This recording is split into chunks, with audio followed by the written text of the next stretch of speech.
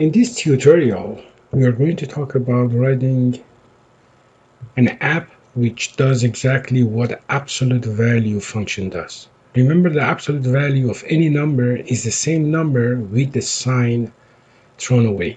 For instance, absolute value of -5 is 5, absolute value of 0 is 0, absolute value of 5 is 5.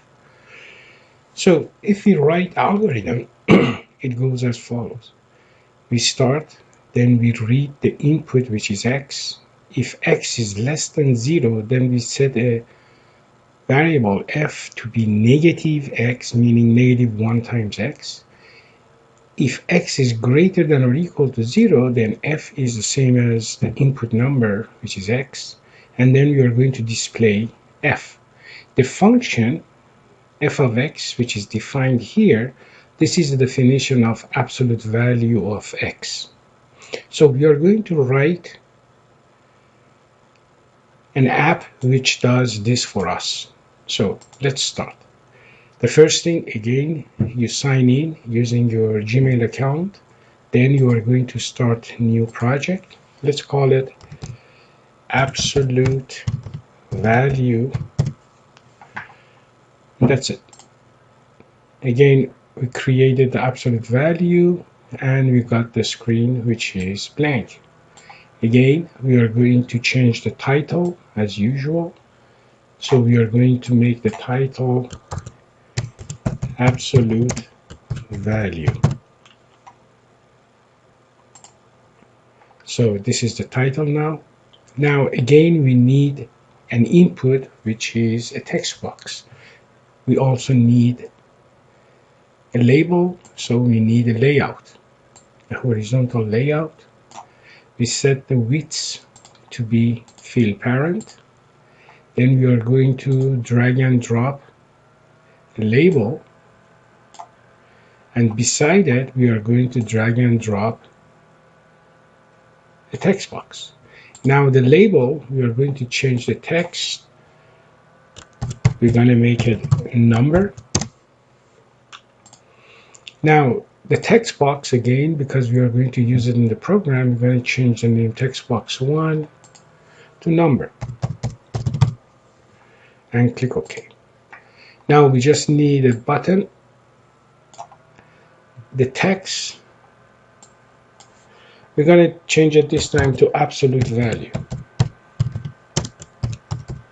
or anything that you like. So mine is absolute value. Because we want to display something on screen, we are going to drag and drop notifier and we are done.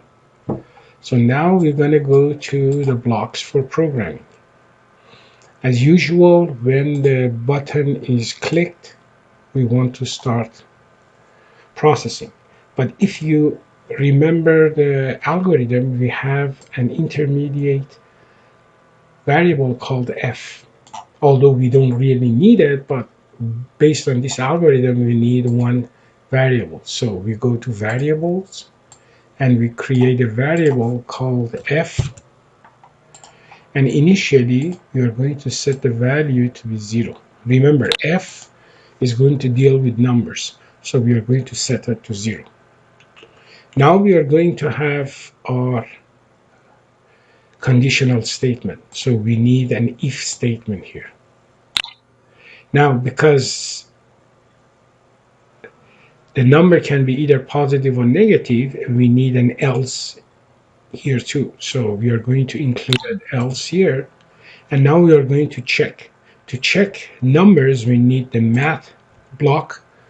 So we take this block and change it to less than. Because if you remember, it says if x is less than 0, then f is -1x. So we are going to say if number, I'm going to change this one to text, if number is less than 0, then I'm going to set f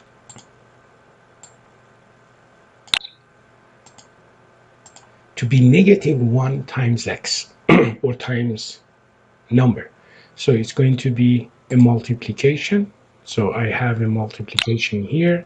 Then I need a -1. So I put a -1 here.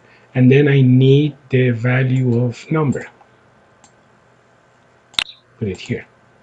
Otherwise, we're just going to set f to the value of number. So I'm going to duplicate this. I don't need this one, so I'm just going to put this one here and then put this one in the garbage. After this is done, I want to use the notifier and display the variable f. So I need to go and get the variable f,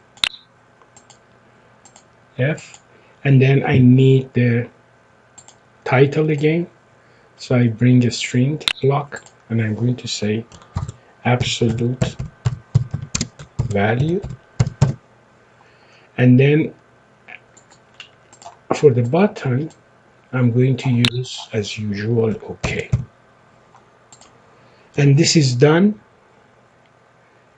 Before we go any further, we're just going to add a comment to our if block, and we're going to write checks to see if the input is negative. If it is, then the value is changed to positive by multiplying by -1.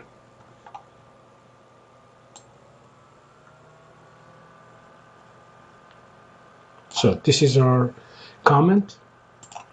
Now, as usual, to see if the program is correct, click on connect and then go to emulator, click on it, wait a couple of minutes, and then you can check it. I have already done this before, so I'm going to open it. You can see that it says number and then absolute value. Let's say I enter -5. It tells me the number, the absolute value is 5. If I enter 78, you can see it says 78. What about if I say 0? It should tell me the number is 0, which is correct.